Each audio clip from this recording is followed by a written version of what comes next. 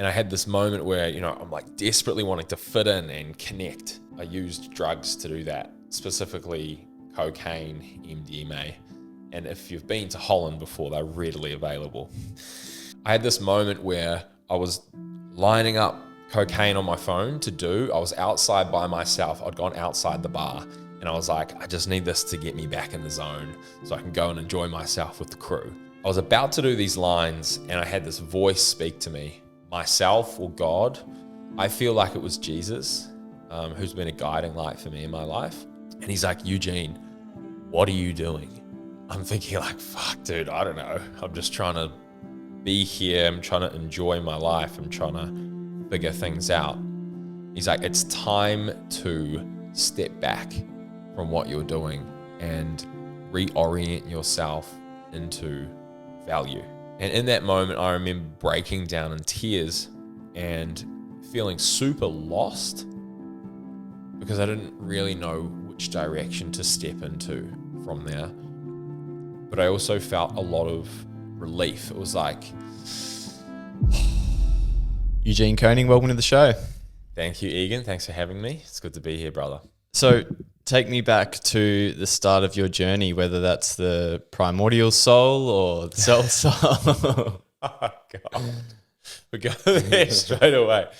To the start of my journey? Man, whatever. I just thought it'd be interesting to get a bit of a context before we go into, I guess, the rugby and then traveling and how that's led you into breathwork. Yeah. Start of my story. I've always been around family. That was, the start of my story as a child. Growing up with my younger brother, Marcel, who is still, I'd say he's one of my best mates. Love that dude so much. And I had an older sister as well, and we'd spend a lot of time in nature. We were raised by two really loving parents, so I feel very blessed with my childhood. It was trauma-free. A lot of people have had deep trauma through their childhood and growing up with, a myriad of different things that can happen in our lives. But for me, it was all about, we had a really beautiful family dynamic, and so we were able to provide for a lot of other people. So we would have a lot of friends over, we would have amazing parties, we would take people out to our family farm and ride on the motorbikes and play by the beach. And so I got this understanding of how important nature is for us and how connected you can feel to other people through nature and just being present, just being around good people. And that formed the basis of my story of me being a lover of people and wanting to hang out with good people that would, I suppose at a young age, I wasn't thinking about self-development. It was more, these people are fun to be around, they're loving, they're kind, and that sort of set me up for, later years.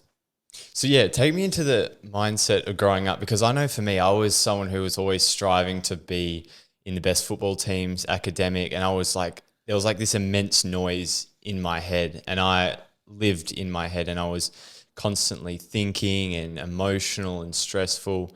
So how would you characterize your upbringing? You said it was relatively trauma-free, but as we know from your own journey, there's a lot of trauma that wasn't maybe in this physical timeline. Yep. So take me into how you would characterize your journey growing up with the mental side of things compared to now what you're going into. Yeah. Man, I think back to my childhood and I don't even know if I thought that much. I was so out of my head, out of my mind, and in the body, just doing stuff. And I didn't even really think about the mind until 26, 27, really.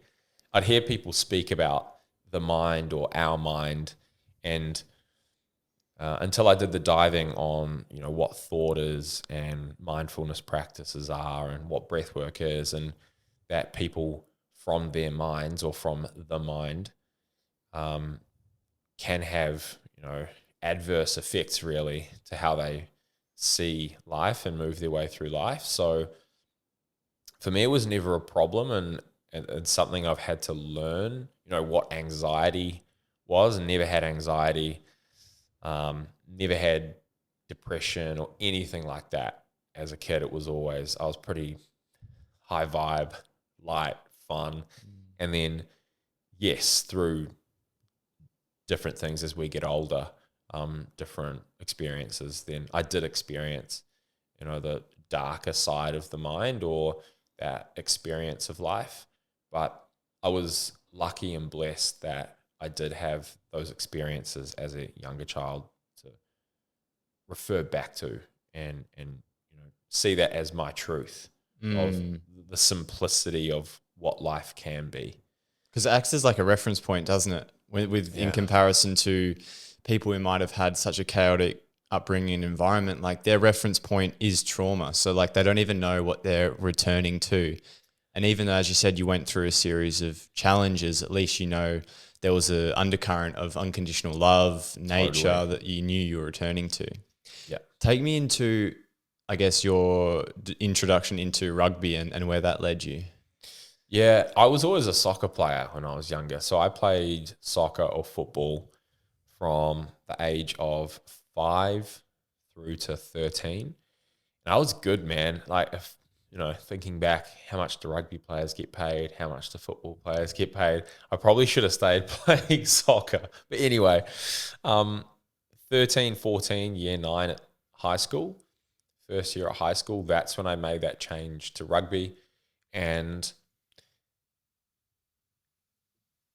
upon reflection, it was probably the first time I really bought into the herd mentality, because I was told whenever I would play rugby on the field at primary school, I was told I was really good at it, but I was playing soccer. And so I had all these people around me. And this is kind of a good lesson for people to, I'll tell the story and we can talk about it after. But I ended up moving to rugby. We had this insane team. We were 14 and we won all of our games. And then we ended up losing the final by a point. I think it was like 13-12. And that juxtaposition between me, my first year of rugby, everything's super easy. I think I scored like 25 tries in a season, which is like insane for a season. And then we lost the final by a point. It went from everything being super easy, first year, not really having to try, it was just all natural, to then getting to that pinnacle and losing. And I remember for me, I felt like a little bit of, I didn't realize it was going to be that hard when it got to that hard point. And when we lost, I was really disappointed, but I was also like, why wasn't I preparing for that hard moment either? I thought the final was going to be easy as well. And it was a good lesson for me as a 14-year-old. I progressed and made it through the first 15. And I'd say my rugby career through high school and onward was so-so. I think the depth to which I could have gone to as an athlete, I probably could have gone a little bit further, a little bit deeper. And that's something now I'm trying to do in my life with my career now. And we're all on a path. But if I was to have my time again, it would be to go deeper into what are the best people in the space doing, and try and embody that mindset, try and embody what they're practicing, those sorts of things. But rugby for me, it turned out to be an experience tool rather than a professional money-making tool. So I got to travel to Argentina. I lived in Argentina for a year. I lived in the States on a scholarship at Arizona State University for a semester, and I have a Dutch passport. So I went and traveled to Holland, lived in Holland for a year, and played for the national rugby team over there. So at face value, you would say that my career as a rugby player was pretty good. I got to travel the world, met hundreds of amazing people. I've played at an international level, represented a country, and really learned a lot about myself, a lot about my body, a lot about what you have to do to perform at a high level and stay at a high level. And a lot of that has allowed me to switch over into my career now, and thrive at it and do well at it. So I'm super grateful for however many years, 10, 11 years, and plus all of the injuries and the concussions that comes with rugby and high performance sport too. So yeah, all round experience, I would say, my rugby career. So how did you find the aspect of team sports where you sort of, there's this pressure to fit in with the team and like it's all about being one of the lads and a part of the culture. So what was your journey like? Because I know when we spoke, a big part of it was the people-pleasing aspect. So how did that come about and arise throughout your sporting career? Yeah, like, I mean, it started in that year 9 team of like moving from soccer to rugby. And soccer I was very comfortable in. And then when I moved to rugby, it was something I didn't know. So naturally, you want to fit in with the people who have been doing it for a while. So you kind of go with the flow of them. And so for me, it was really buying into that herd mentality, that team mentality, because that's what's driven in teams as well. It's like you're part of the team. You're part of this greater body, and a body that works well together. I know you've spoken to other people about health, a body that works well, all the organs, everything's working well, the cells are, working well. If that body is working well, then it will perform at a high level, it will win, it will do things well. And you look at teams where you've got too many individuals on them, those teams won't do well.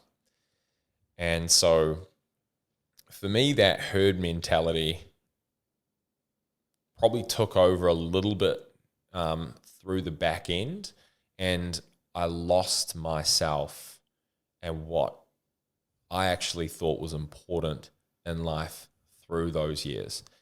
And that led me to some pretty amazing experiences, but I also forgot why I'm here on the planet, my purpose, and I allowed partying and drugs and alcohol and seeming like I was really enjoying myself to take the front seat in my life. And then, what I truly found important, which was health, alignment to my values, really being in nature, time, all of that sort of took a back seat. And it was okay for a while. And then there was a point in Holland, in the Netherlands, when I was out drinking with the guys, and I was really starting to feel disconnected from the sport and disconnected from this identity that I had created over the years of like the big buff rugby player who, has a massive ego and wins. And if he doesn't win, then he's nothing. And I had this moment where, I'm like desperately wanting to fit in and connect. And so I used drugs to do that, specifically cocaine, MDMA. And if you've been to Holland before, they're readily available. So not great for athletes. But anyway, is what it is. And I had this moment where I was lining up cocaine on my phone to do. I was outside by myself. I'd gone outside the bar. And I was like, I just need this to get me back in the zone so I can go and enjoy myself with the crew. And I was about to do these lines, and I had this voice speak to me, myself or God. I feel like it was Jesus, who's been a guiding light for me in my life. And he's like, Eugene, what are you doing? And I'm thinking like, fuck, dude, I don't know. I'm just trying to be here. I'm trying to enjoy my life. I'm trying to figure things out. He's like, it's time to step back from what you're doing and reorient yourself into value. And in that moment, I remember breaking down in tears and feeling super lost because I didn't really know which direction to step into from there. But I also felt a lot of relief. It was like, finally something's like hit me. Have you heard of the saying, the feather, the brick, and the bus? No.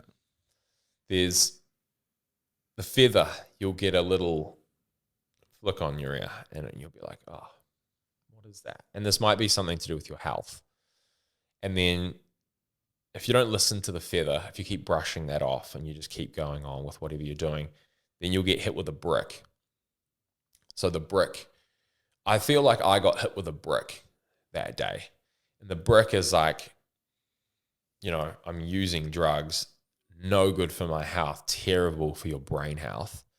And I had that moment there I'm so grateful for, where it allowed me to stop and realize and create awareness around my actions. That then allowed me to pivot and change.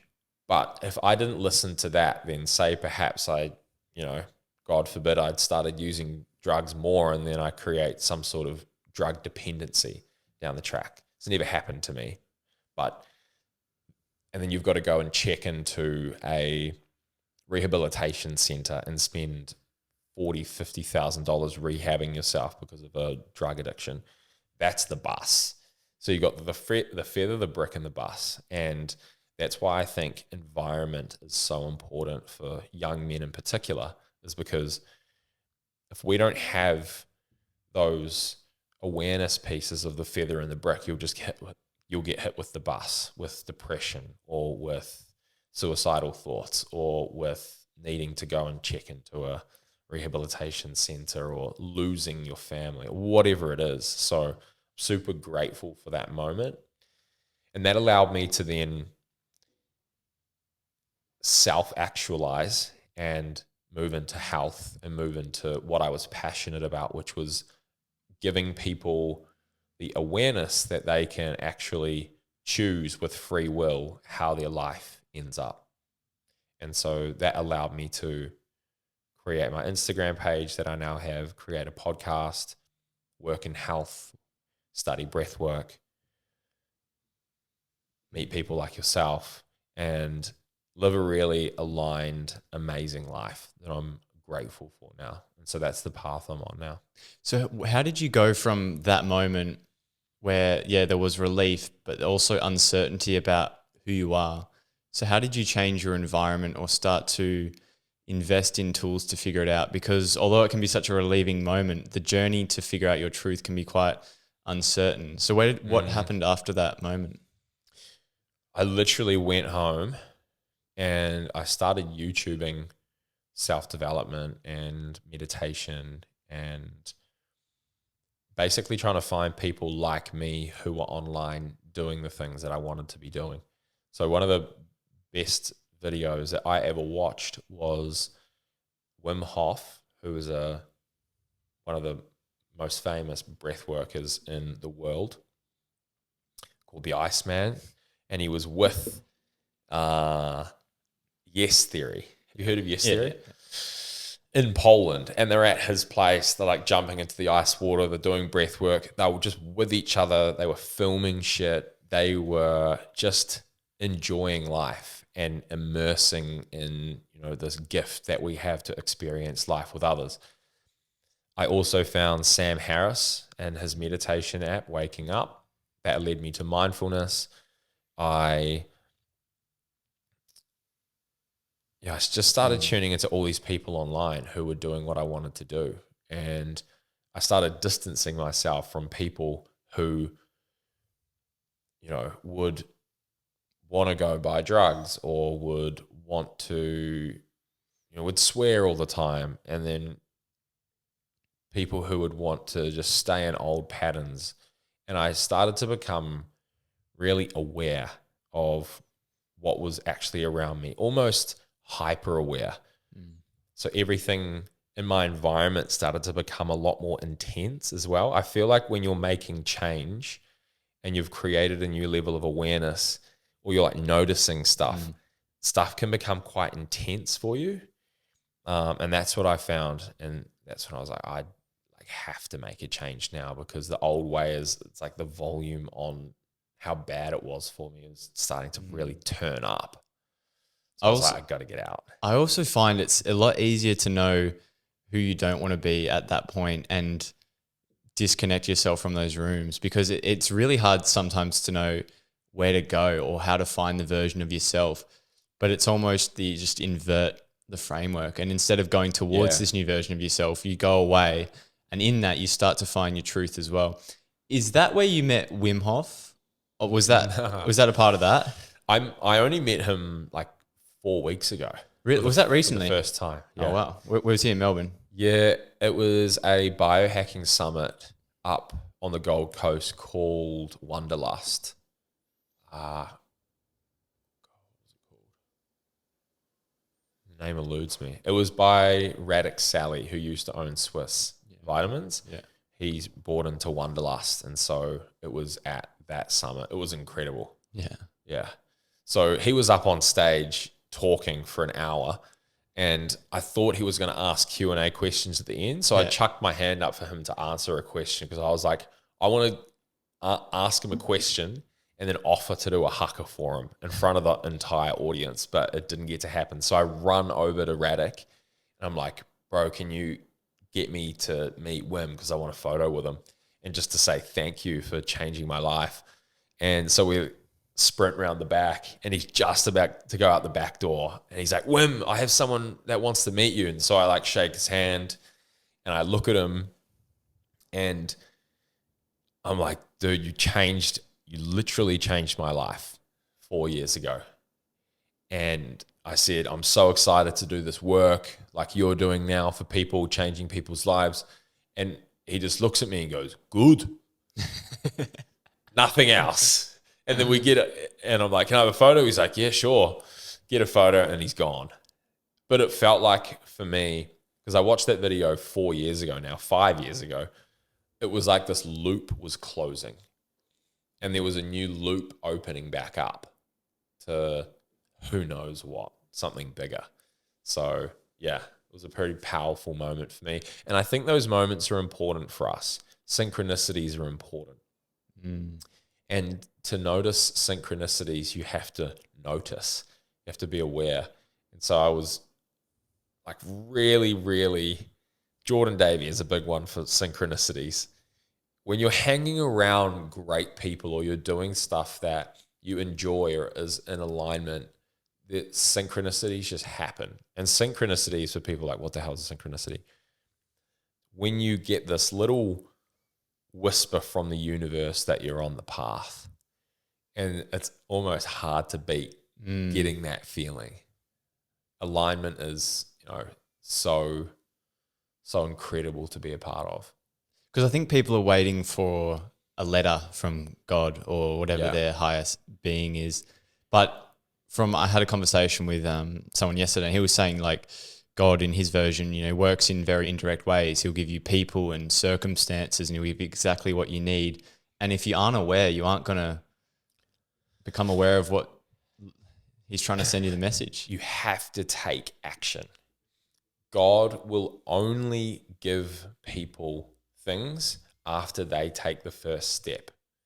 You have to be in motion. You have to take action.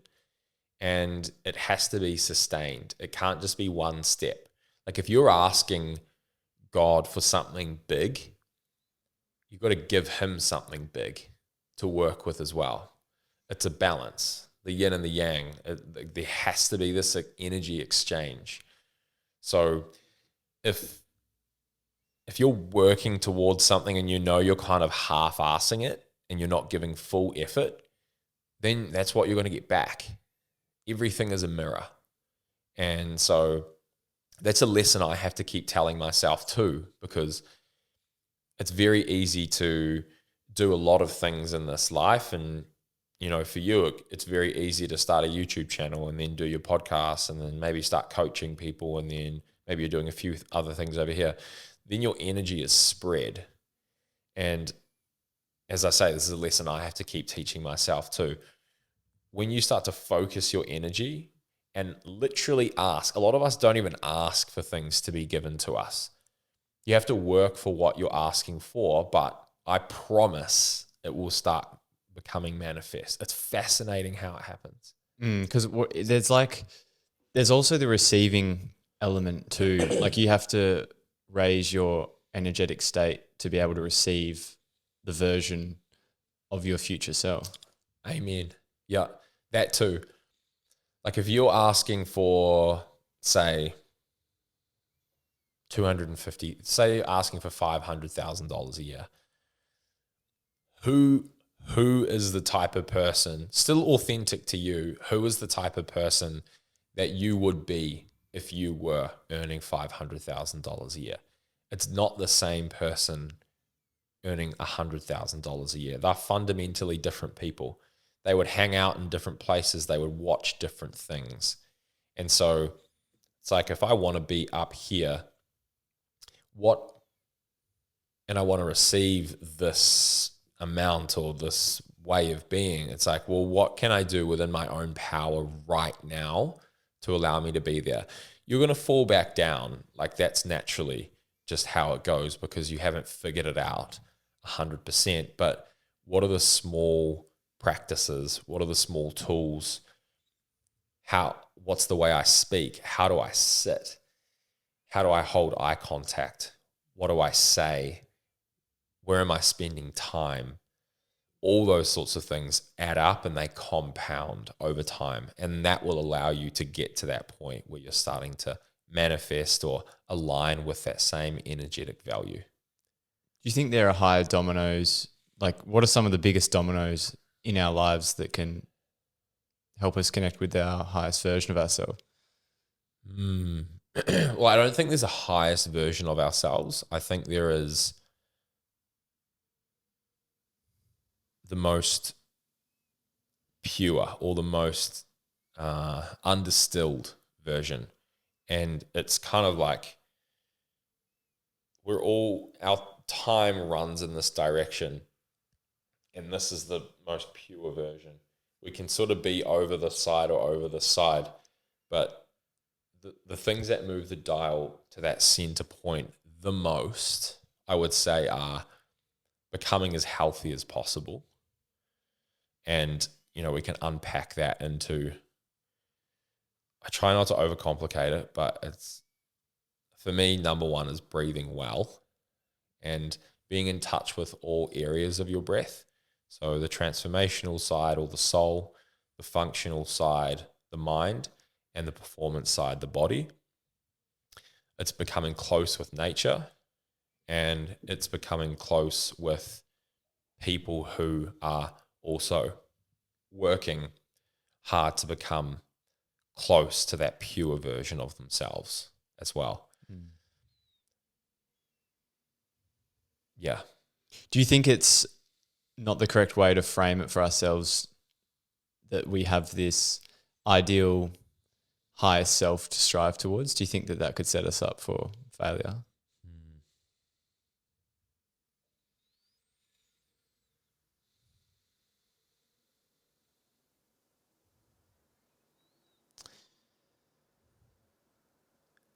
I also find that if there's a highest self, then there's the journey never ends. So if you feel like you can get to your high, like what is the highest self? Whereas if we feel like we're more in aligned with, just to throw the term out there, the pure self, that's more of a linear path. Whereas the higher self is like we're trying to attain something. And then when we get there, where are we then? So I think it's like a reframing. It's still doing the same thing. You're still trying to be your best, but it's more of a all-in approach rather than something to attain. that makes sense. I think what sets a lot of people up for failure is this obsession with trying to figure out every single subconscious belief, overanalyze every single thought. Now, I was on a journey like to discover all the tools in that process, and I think it's a necessary part of the process. But I think you need to balance that with intentional action and actually raising your energy to attract in these things. And I think a lot of people have a fixation on one or the other. Like there are some people who fixate on just taking action, and then they get to the top of that summit and they're not guided by their North Star or from a place of authenticity, because they haven't actually gone back and peeled back the layers to what their truth is. You know, they might have $10 million in the bank account, the cars, but they might not have a family, and maybe they yearn for that, but they thought that having all of this money would create this family, but they're not taking any action towards that.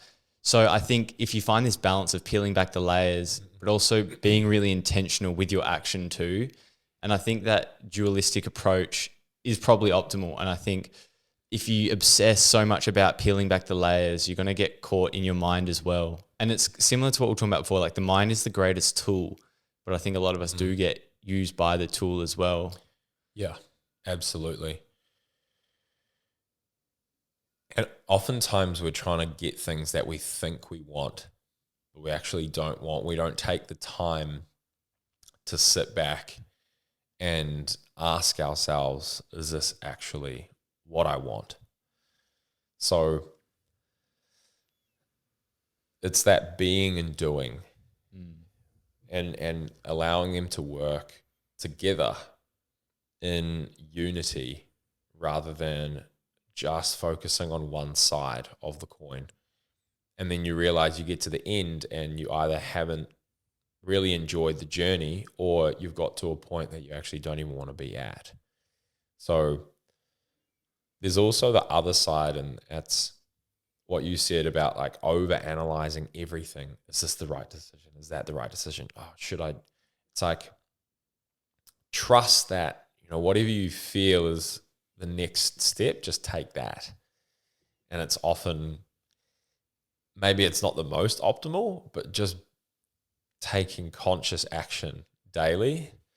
The feedback will be so much quicker than the indecisiveness that will cost you. It will take you 20 years to make a decision.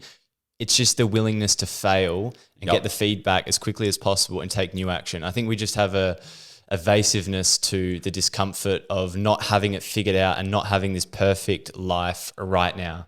But the feedback is pretty quick. You know, if something's not aligned, you're gonna get the message. 100%. And you'll never ever have the same day again.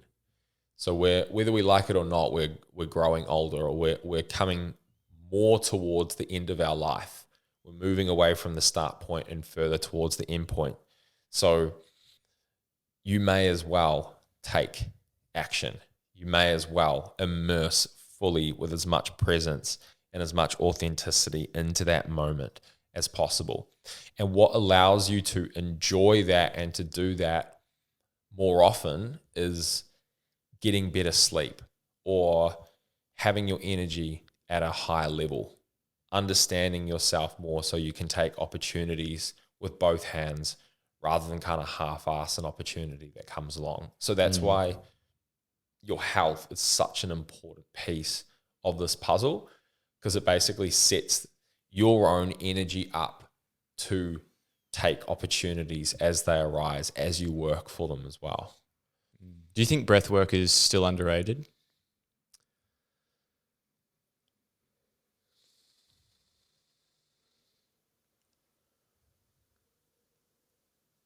I think a lot of how people practice with it and use it is more of a transactional thing rather than what it is truly meant to be. So for me, it's... So do you mean like they're using it instrumentally, like if I do this breath work, then it'll make me more productive, and they're still trapped in the system of not doing it from a place of connecting with themselves, but to achieve this materialistic good that might be not really aligned with who they're trying to be. Yeah, exactly. I think breathwork is an amazing tool for people that want to get out of their minds. And I think we overcomplicate. Like, I have a breathwork app and I've got a YouTube channel that you can do breathwork on. But to be honest, all of that isn't really needed. All that's needed is for people to be able to really sit with what their breath actually is. It's this unique, flowing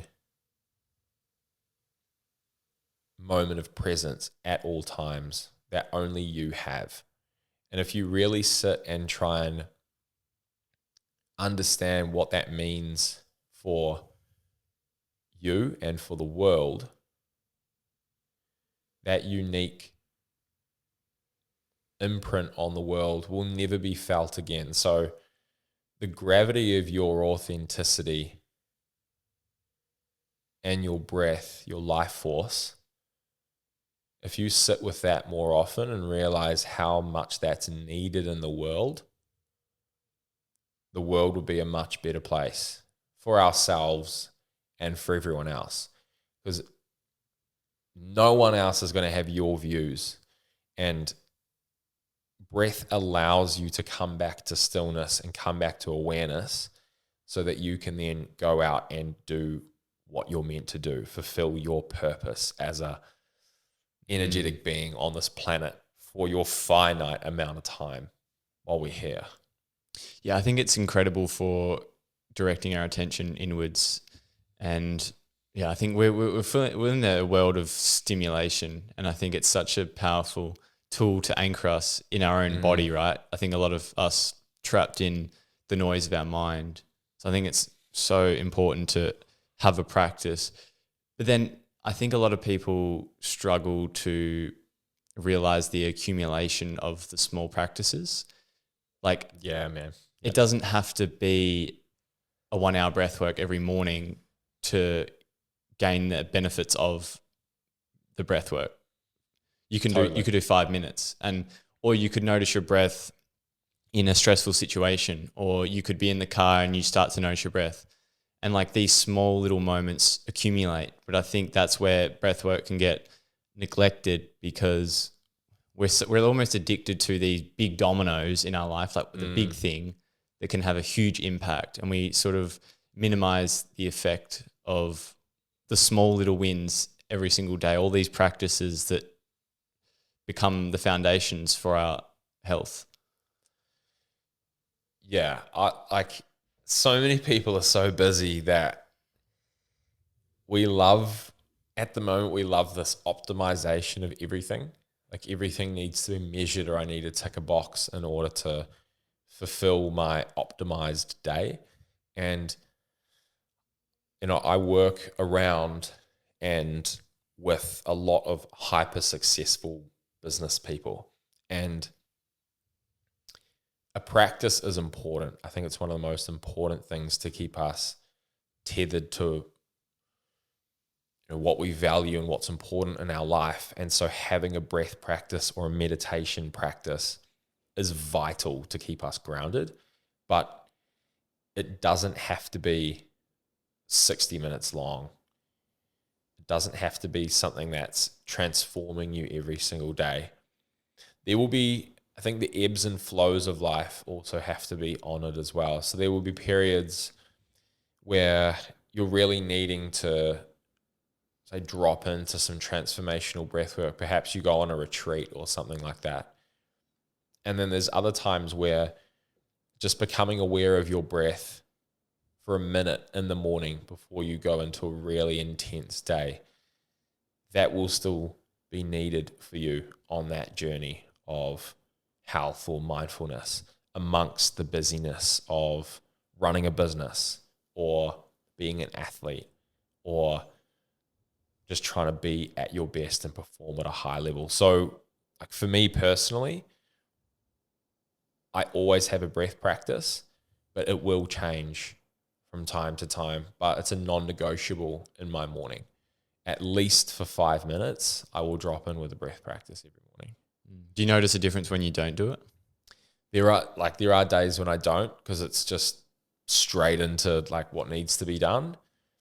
And I noticed my bandwidth of how I respond to people, and also the quality of ideas or the quality of thought that comes through isn't as good if I don't do a practice. So as a baseline, life doesn't feel as connected. Take me to meeting Tony Robbins. Dude, yeah. It was a super special moment for me because during COVID, I'd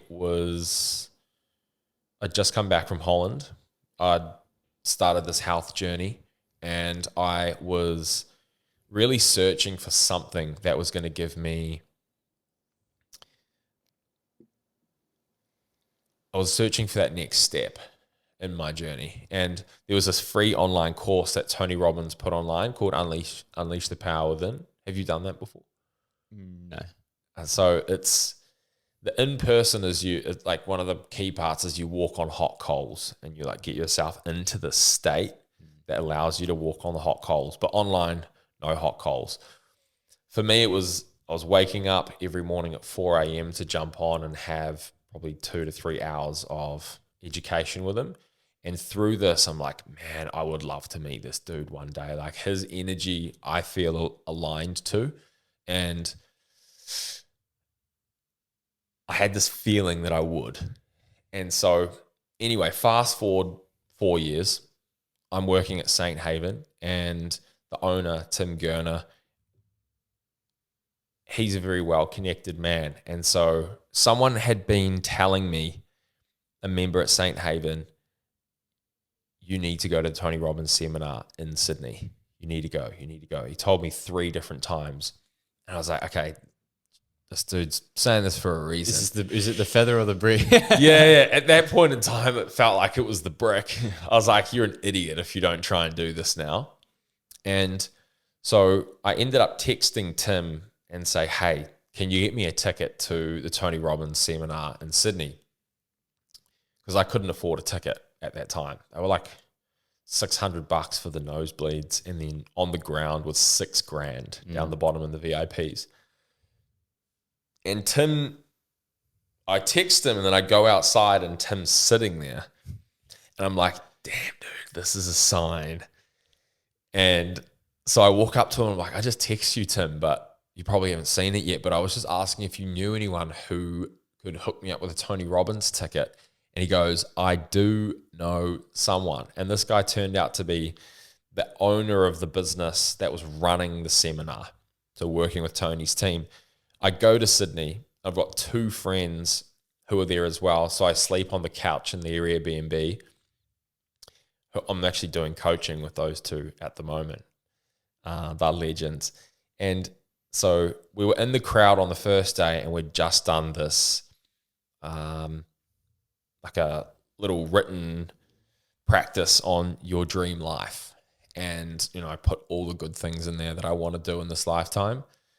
And Tony gets off stage and he starts walking around, like big dude. He's like 6'6", 6'5". He's walking around. He's like, all right, who wants to share in this area? And this girl puts her hand up and she's like, yes. She stands up. She's sharing about her dream vision. And I'm like, yep, that's sick.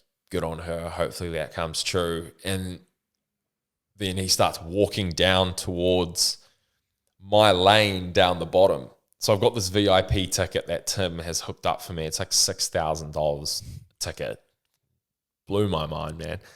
And Tony's walking towards me and he's talking, and I could feel he's about to stop again and ask someone who wants to speak. And one of my good friends I just talked to earlier that day, and he's like, bro, I know you're going. This is a reminder of surround yourself with good people who back you.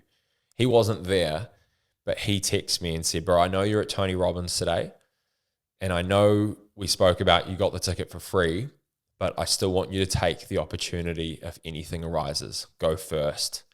And I was like, okay. So I've got my friend in the back of my mind, go first, go first, go first. Tony's walking towards me. I'm like, all right, if this dude asks for someone to speak, I'm putting my hand up. And he asks, and I go bang. And he's like, yes, you, sir. Stand up, give him a microphone. This guy runs over, microphone. I've got this microphone in front of me, 6,000 people going, whoa. And in that moment, man, I was just like,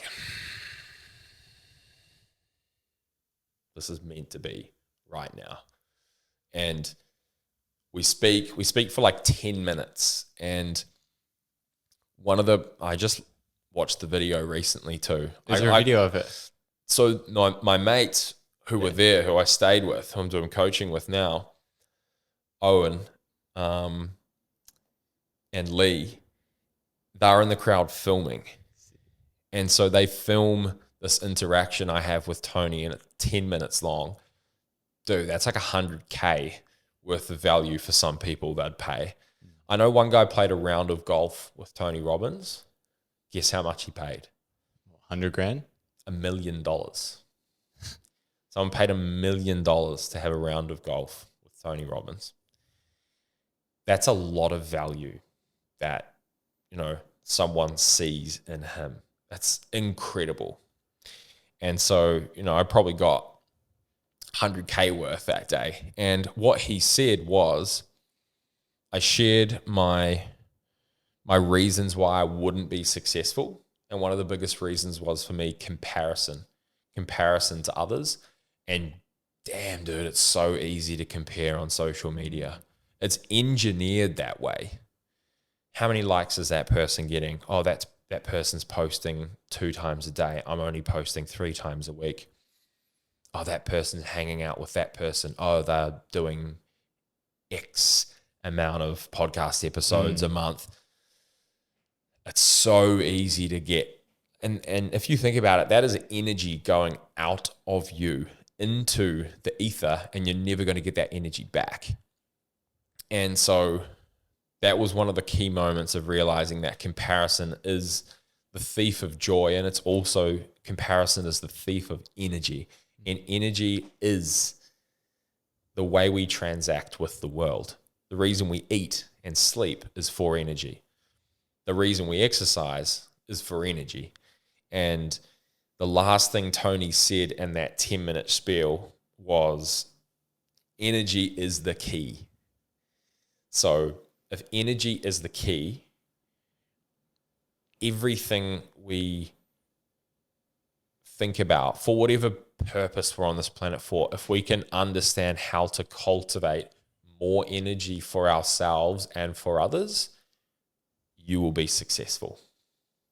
And then you can break that down into whatever industry you want to. Energy can also be seen as value. If you're providing value for other people, they will provide value back. The energy exchange. And he also told the story of Bruce Springsteen and him. So everyone knows Bruce Springsteen. Maybe you don't. I do. You do? You are young. Yeah. You were educated well then. Bruce Springsteen was running he had an album he was playing in the city. And he was doing an encore, and Tony Robbins had just finished his seminar for about 120 people. And his friend was like, bro, Bruce Springsteen's still on, got to come across. Got to see the end of this. And so he's like, oh, I can't really. I'm trying to finish the end of my seminar. He's like, dude, he's still on. You've got to come across and see him. And so he ends up coming across to see Bruce Springsteen finish. And it's like 6,000 people in this arena. And he's like, damn, I'm only doing 120 people. This guy's got 6,000 people in here. I'm doing something wrong. Fast forward, this is another lesson he taught me. Fast forward 5 years later. 5 years later, that's the key. He's in that same arena with 13,000 people. So there were more people there. And he's delivering value to all these people. And he's like, patience is also super important for us on our journey. We think we can accomplish so much in a year, but if we zoom out, it's nothing compared to the compounding nature of consistency of 5, 10, 20, 30 years of doing something. And I think a lot of us youngsters, still call myself a young guy for sure, just starting out, we think we're going to accomplish everything in the first year. And when we don't, we hang up the boots and we go, fuck this. This isn't worth it. I'm not seeing what I want out of what I'm doing because I'm comparing to other people and not focused on staying in alignment, keeping my health in the highest possible nature as possible, and doing what I enjoy and providing people value. I'm going, what's he doing? What's she doing? That just pulls that and strips that energy out. So patience, consistency, and energy being the key were the 3 main points that I learned from the big TR that day. How do you find that tension of, being patient and having a more panoramic view of your life and realizing it does take a long time, but also it requires intentional effort applied as well? Because it's so easy to be like, oh, life will just work out for me, and take the foot off the accelerator, and you're actually not putting intentional effort into the things that are going to move the needle forward to create that reality. That's just part of the game. At the end of the day, there's a level of trust that we have to put in our actions each day too.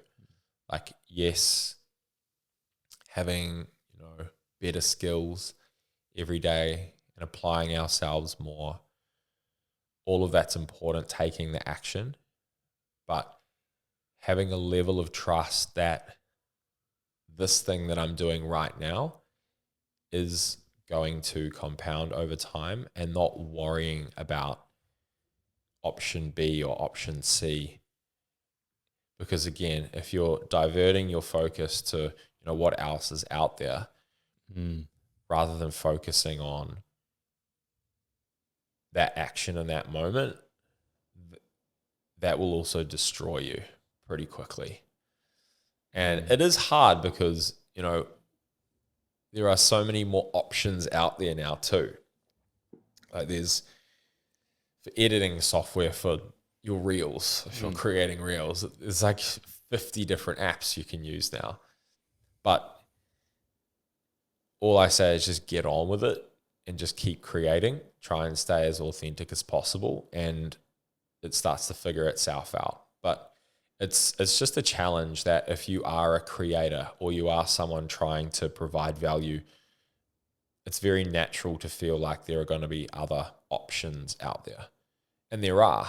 And that's just part of coming back to mindfully appreciating what you're trying to create and stay on the path. I think it's good to remind us that even when it does feel like endless series of actions and we feel like we're not getting in return what we're putting in, I think it's also like you can almost frame it as a win-win, because the story gets better even when things don't go to plan. Like you can't lose if you have 100%. That relentless mindset but I think at the core of that, you just have to have unwavering self-belief that you're never going to give up. If you know at the back of your mind, and I've interviewed a lot of people about this, and it's just, they keep saying the same thing. I knew I was never going to give up. Like, I was always going to do this thing. If you have that as your undercurrent, then you can come to peace with exactly the messy terrain. Yeah. And it's like, we all want it to be easy. We were talking about this downstairs. It would be easier if it were easier, but it wouldn't be as cool. And I think one thing that we can all bond over is that we all enjoy hearing stories. And if you had a story that was just linear, if I had a story through rugby where I never got injured, I won every single game, I scored every single game, made every team, say I became an All Black, won every World Cup, it's just not real. Like, it just doesn't exist. every single story has light and dark in it. And so to expect everything to be light, you're just living in a fictitious world, and the story won't be as good at the end. So we need both to contrast each other along the way. And I think that's where environment's huge. Totally. Having people support us through that, but also reminding us, because it's one of Hormozi's famous quotes I love. He says, we need to be reminded more than we need to be taught. And I think we need to be reminded that it is meant to be hard. Yep. And you can tell a story, like what a story it'll be when it didn't go to plan or it took longer than expected. How do you find that balance with that, but also leaning into creating sort of a high energetic field and attracting these opportunities, and not sort of, there is a dark side of us that does, some people do like to be the victim, blame life, you know, like things aren't working out for me, so they can confirm these subconscious beliefs. So how do you contrast having the peace of mind knowing that the struggles are building the character that is capable of achieving these dreams, but also not endlessly suffering just to recreate this deep subconscious belief that I'm not enough, I'm never going to be good enough? Yeah, I think there's like there's the piece of, this is going to be challenging, and it will be challenging to continuously apply ourselves to our path. But the shadow of that is suffering throughout it. So suffering is a choice within ourselves that we can, some of us consciously choose to be the victim, or some of us subconsciously choose to be the victim to circumstance. And you can be walking your path or in your line of work and be unconsciously choosing to be the victim. So the whole process feels quite jarring for us along the way. And that is a combination of mindset and mindfulness. Mindfulness to perhaps say if you are really struggling with something, but you know you want the end result, then there's a mindfulness of asking why. Why am I feeling this way? And then once you understand why you're feeling a certain way about, say, self-sabotage, then it's, okay, I've got the mindfulness and the awareness to notice my self-sabotage. From there, the self-sabotage, you can then inject it back into a mindset of not having the self-sabotage. And so that's how, it's kind of like the being is the mindfulness and the doing is my mindset of, you know, when something becomes too good or I'm getting momentum, not falling back into the suffering of self-sabotage, realizing that you are actually creating more value and raising your vibration. And so you continue on that path, and that's when it starts to compound. Because it's really easy to mistake the intensity of the signals that we're feeling, because that's often in correlation with hard work. Like it's really easy to think that suffering, because I find that there's this paradox, right? Suffering is necessary for the growth of our journey. But then I think we also don't enjoy the exact same ride that we're going to go on just because we've pre-framed it as suffering is necessary. It's going to happen, but I think how we react to our circumstances dictates the quality of that ride.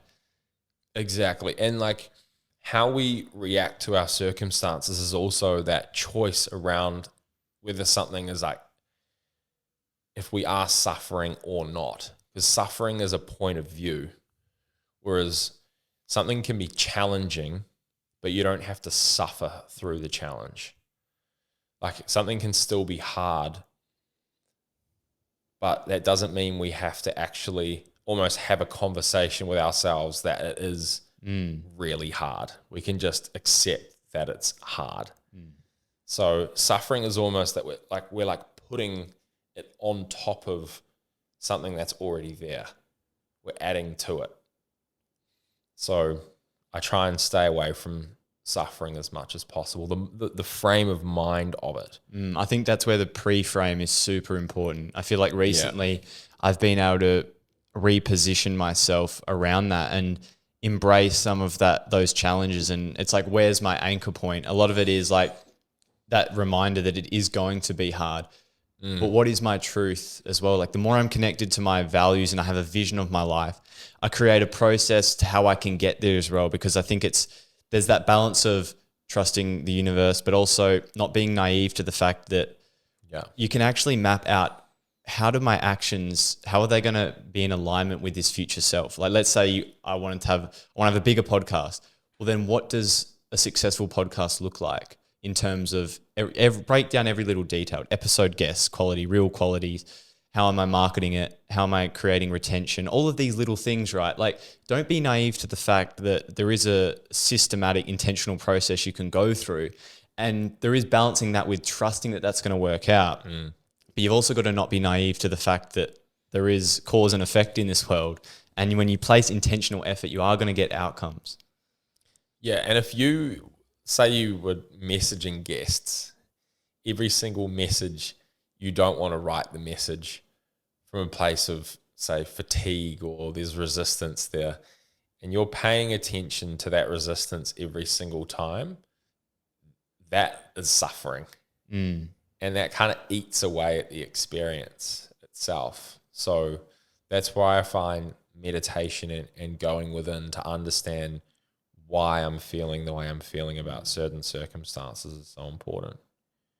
That's why I've been enjoying this breath work recently, because it's been able to connect me more with myself. And there becomes more of a space between the automatic sort of primal aspect of our brain that wants to, associate, bad feelings are no good and I want to run away from it, to, I get to choose how I respond to this. Yep. And that's what I think breathwork and meditation are so, so important for. And if you're going to do anything super meaningful in this world, it's probably going to require that skill to be harnessed. And many ways to do it. I think one of the most important ones is taking action as well. I think it teaches you everything.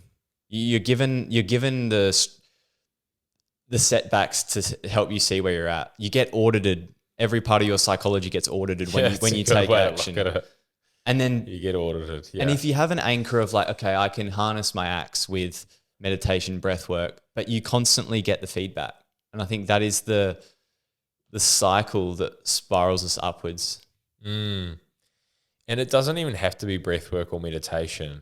They are really two really key tools. But again, it can be nature, or having your loved one or your partner there to have a conversation with at the end of the day. You just need some place to basically put yourself back on charge and recalibrate and make mini adjustments to things along the way. And those micro adjustments, they also compound over time. Because if something didn't work and you're not able to self-reflect, that's why coaches are so important for people, or that's why having a partner is so important for people, amongst other things like receiving love. But you've got to have anchor points to be successful. You have to have anchor points, and breathwork and meditation are two really low-hanging fruit for that. Meditation isn't about becoming yogi or being able to sit in the lotus pose for half an hour. It's about realizing that your thoughts aren't yours and that you sit behind the thoughts as the observer. And it's that self there that you are sitting with to understand and to recalibrate from. Because thoughts come from everything in our world, our environment, and that can get super noisy. But if you sit back into that space of being the observer, it's really calming and pure and open in that awareness. Because I think we have such a static mental space. It's this background static negativity. And I think a lot of us are tuned out of that. But I think when you have intentionality with breath work as a modality, meditation, you can start to tune into a new channel. And when you bring the awareness there, I don't know, life has such a different feeling. And it's this interesting one because it begs the question of like, what matters? Like you can focus really hard on creating outcomes. I know Hormozi's whole principle is like intentionality, do the thing to get the outcome. But I find there's a balance as well around like, it also matters how it feels too. It's going to be hard, but Tony Robbins' famous quote about success without fulfillment is the ultimate failure. So if you're not finding your compass along the journey, not constantly anchoring yourself as you go through these little hurdles, you might get to the top of the summit, but you've went up the wrong mountain. Yeah, exactly. And yeah, one of the biggest gifts we can give ourselves is to listen. And to listen, you need to be quiet. And in a world where we're engineered to, I was on the tram on the way here, everyone's on their phone. Their attention is being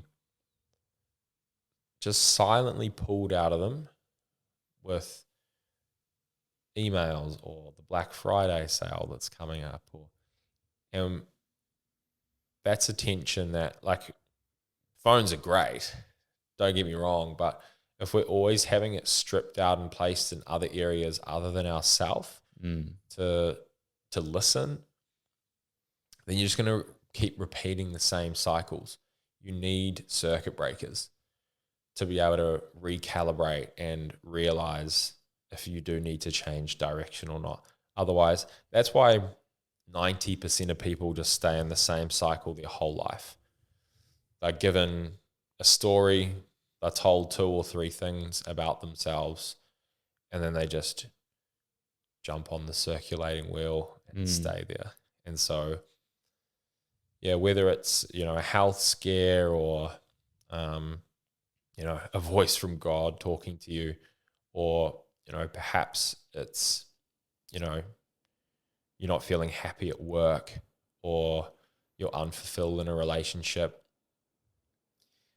you have to have some sort of circuit breaker to know that, and you can jump out of that reality too. There are so many different realities, and I think our baseline as humans is joy. It is love, but some of us have it harder than others, no doubt.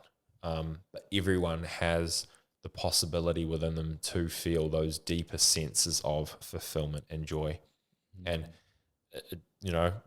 we sound like broken records, but it comes back to alignment. It comes back to truly in your heart what you feel drawn to. If you keep pursuing that and add value to other people along the way, you'll be successful without a doubt. So that's my mission. It's to listen to my heart, keep walking that path of authenticity, and provide value for others. And I think that's usually a life well lived. Question I've been asking myself recently is, do I want to be a consumer or a creator? Because that's the problem with so many people, is we're constantly downloading everyone else's energy and we're not putting ourselves out there. And I think sometimes the simple questions are the best ones, because it's really, the mind can be complex and it can be like this jungle of thoughts, emotions, stories, and narratives. Sometimes the simple questions are the best ones. Am I a consumer or am I a creator right now? And I think it's a good daily question to ask yourself, because I think creation is what creates a higher or like a better version of your reality. And it's okay to be a consumer too, but why are you consuming as well? I think that's a really good question you ask. But, if I am going to consume, why am I consuming? What place am I consuming from to? And then you start getting into some really that's the thing. Pieces. Consuming things have been like the center point of inspiration for me, and learning. But like you said, the intentionality behind consuming. And so, who are you consuming from? Like, there's a difference between porn versus some educational podcast. Yeah. You're consuming them both. Controversial figure, but someone, for success and what they've done in parts of their life, Andrew Tate, something he laid out was when you walk into a business or any sort of space that's there creating value for other people, say you walk into a cafe, he walks into a cafe and he'll go, what are the 3 things that make this place successful? What are the 3 things that might be this place's downfall? And he'll just start noticing. Did the person behind the counter acknowledge me as I walked in? What's the lighting like? What's the sound like? What is the temperature like? How hard or soft are the seats? What makes this place feel the way it does? And that's a really interesting way to sort of look at business. So you're still consuming, but you're looking at it through this lens of analysis and understanding. And that allows you to become more aware as well. So I always like to try and do that when I go into businesses now. I'm like, what makes this place stand out, or what is this place underdoing? And it's losing potential value for its customers too. Because I think there's signals in the environment that push or pull us, and the more we become aware of them, the more we can apply that onto our own ventures. Totally. And we can do that with people too. So yeah, very easy to consume online, very easy to consume on social media. But if you add that lens of, if I am consuming, why am I consuming, and how am I consuming? And I've got a lot of value out of that mindset, for sure. Any concluding thoughts? I think what you're doing, being here in Melbourne and taking a leap to focus on what you're passionate about, is very inspiring. And the